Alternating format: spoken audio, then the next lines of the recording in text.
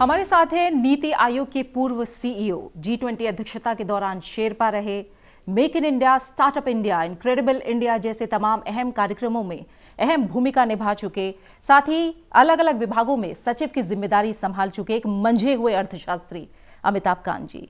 आइए उनसे हम अंतरिम बजट 2024 की बारीकियां और उनसे निकलने वाले संकेतों को समझने की कोशिश करते हैं। अमिताभ कांत जी, संसद टीवी में आपका बहुत बहुत स्वागत। थैंक यू, बहुत बहुत धन्यवाद। अमिताभ कांत जी, ये बजट हम जानते हैं एक इंटरिम बजट है क्योंकि इस साल चुनाव होने हैं और वित्त मंत्री ने भी ये बात कही कि हम जो इंटरिम बजट है उसके लिमिटेशंस में बजट लेकर आएंगे। आप मानते हैं इसी दायरे में आया बजट है ये? नहीं, बजट देखिए पूरा इंटरिम बजट है ये, और इसीलिए फाइनेंस मिनिस्टर की स्पीच केवल 1 घंटे 55 मिनट की थी, और ये एक पूरा फाइनेंशियल डिसिप्लिन में था, पूरा एक इंटरिम बजट के डिसिप्लिन में था, और ये पूरा बजट जो है एक रिपोर्ट कार्ड की तरह था जो पिछले 10 साल में काम हुआ है सरकार का। और मेरे विचार से तो ये पूरा इसी दायरे में था कि ये इंटरिम बजट रहे। आज के बजट में आपके नज़रिए से भारत और भारत के लोगों को क्या मिला है? पहले थोड़ा सा मुझे बताइए कि जो फाइनेंशियल हेल्थ है देश की वो कैसी है, और बार बार जो फोकस है हमारा कि हमको 2047 तक डेवलप्ड नेशन बनना है, उस दिशा की ओर जाता हुआ बजट है?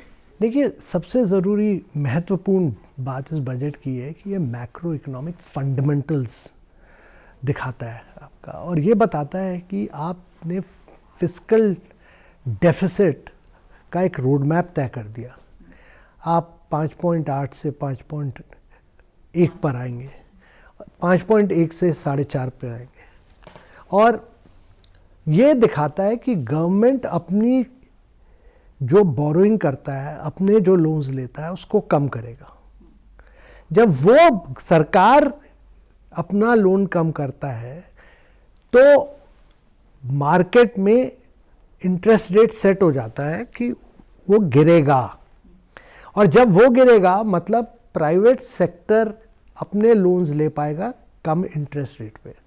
इससे क्या होगा कि हमारे देश में प्राइवेट सेक्टर को पैसा प्रोजेक्ट्स के लिए कम रेट पर मिल पाएगा, और इससे इकोनॉमी में बहुत मूवमेंट बढ़ेगा। तो ये बहुत महत्वपूर्ण चीज़ है कि बैंक्स का लोन जो होगा वो कम इंटरेस्ट रेट पर मिलेगा, और प्रोजेक्ट्स का इम्प्लीमेंटेशन सस्ते दामों में, क्योंकि आपके इंटरेस्ट रेट्स कम होंगे। इंडिया एक हाई इंटरेस्ट इकोनॉमी थी, वो अगर आपको लो इंटरेस्ट रेट पे लाना है तो गवर्नमेंट को अपनी बोरोइंग कम करनी होगी, और वो होना होगा, इंटरेस्ट रेट ऑटोमेटिकली गिरेगा इससे, और ये बहुत महत्वपूर्ण चीज़ है। यानी जो एक दिशा थी, जैसा आप कह रहे हैं कि फिस्कल डेफिसिट को कम करते हुए, इन्फ्लेशन को कंट्रोल रखते हुए, तब हमें जो जीडीपी है उसको आगे बढ़ाना है, और कहीं ना कहीं यही राह आप देख रहे हैं इस बजट में। देखिए, ये जो बजट है ये दिखाता है कि इंटरिम बजट में इस सरकार ने कोई पॉपुलिज्म नहीं किया, बड़ी फाइनेंशियल डिसिप्लिन रखी, और सबसे महत्वपूर्ण चीज़ ये जो है कि कोई भी ऐसी कार्रवाई नहीं की जिससे लगे कि इलेक्शन आ रहा है इसलिए मैं ये कर रहा हूँ। ये बजट एक कॉन्फिडेंट सरकार का बजट है, और ये बजट एक ऐसी सरकार का बजट है जिसने पिछले 10 वर्षों में ग्रास रूट लेवल पर बदलाव किया है। और ग्रास रूट लेवल पर जब बदलाव किया उसका मतलब है कि जब ये स्कीम सरकार ग्रास रूट लेवल पर ले जाती है तो किसी की क्या मजहब है, किसी का क्या जाति है, ये नहीं देखती सरकार, सैचुरेशन करती है। तो सारी स्कीम, आपके घर बनाने हों, आपके बिजली देनी हो, आपको पानी कनेक्शन देना हो, और अगर सड़कें बनानी हो, तो ये पूरा सैचुरेशन का प्रोग्राम चलता है कि सबको दो, सबको पहुंचाओ, और सारे सरकार के बेनिफिट पूरे इंडिया में सारे लाभार्थी तक पहुंचाओ। इसीलिए वित्त मंत्री ने भी ये बात कही कि जो हमारा फोकस है वो देश की 4 सबसे बड़ी जातियों पर है, और वो कास्ट है गरीब, महिला, युवा और किसान। इसीलिए ये बात कही गई। कैसे जो इंक्लूसिविटी की बात हो रही है कि तो ये सरकार का जो बहुत बड़ा, इसके लिए बहुत बड़ी विचारधारा चाहिए।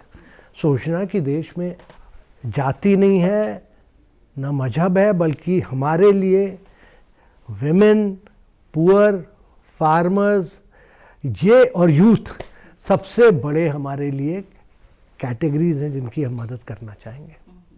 जो कैपेक्स एक्सपेंडिचर है, जब कैपेक्स की बात करें वो एक हिस्टोरिकल ऊंचाई पर गया है, तो ये कितना बड़ा बूम लेके आएगा? देखिए, ये कैपेक्स बढ़ा है 2013 जब ये सरकार आई तब 1% था, फिर 3.3% तक गया। मतलब तब से आप देखिएगा तो 592% की ग्रोथ हुई है। जीडीपी में देखते हैं तो 1.2% से 3.3 गया, अब 3.4,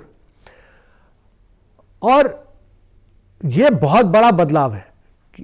पर सरकार सड़कें बना रही है, घरें बना रही है, एक्सप्रेसवे बना रही है, एयरपोर्ट्स बना रही है, कई चीज़ें बना रही है, और इतना कुछ सरकार कर रही है। और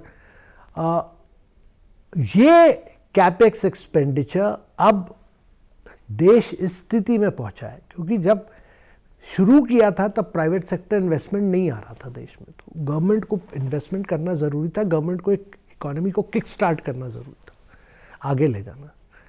अब इस स्थिति पर पहुंचा है कि प्राइवेट सेक्टर का कैपेक्स किक इन हो रहा है, तो गवर्नमेंट क्या करेगी, अपने कैपेक्स के साथ प्राइवेट सेक्टर इन्वेस्टमेंट को क्राउड इन करेगी, मतलब वो भी लाएगी, और वो लाना बहुत आवश्यक है। अगर देश को 2047 तक हाई ट्रेजेक्ट्री ग्रोथ करनी है और एक विकसित राष्ट्र बनना है, तो प्राइवेट सेक्टर का बहुत महत्वपूर्ण रोल है।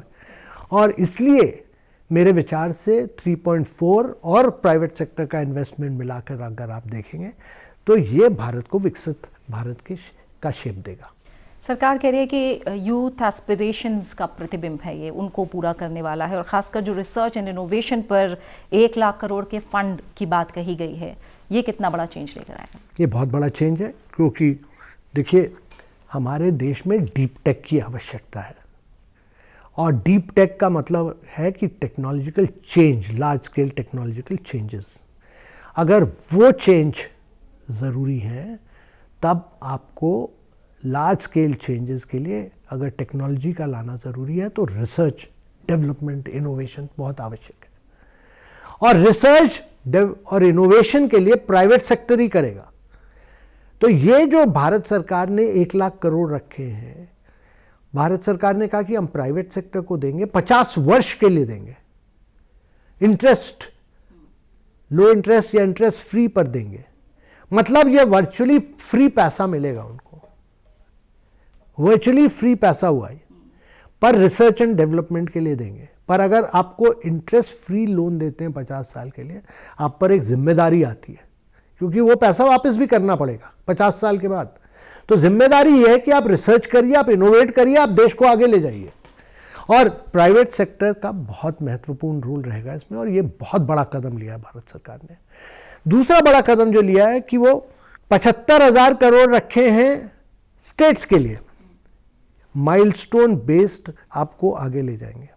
माइलस्टोन बेस्ड मतलब आप कदम कदम कदम पर लेते जाइएगा, और जो रिफॉर्म्स आप लाते जाएंगे उस हिसाब से आपको पैसे भारत सरकार देगा, वो भी इंफ्रास्ट्रक्चर के लिए। तो भारत सरकार ने तो बहुत रिफॉर्म्स कर लिए, अब स्टेट्स में रिफॉर्म्स करने की आवश्यकता है, और वो रिफॉर्म्स ये इसके थ्रू आएंगे। इसके अलावा जो एक और कदम हम देख रहे हैं वो रूफटॉप सोलराइजेशन के जरिए 1 करोड़ परिवारों को 300 यूनिट तक मुफ्त बिजली देने में सक्षम बनाया जाएगा।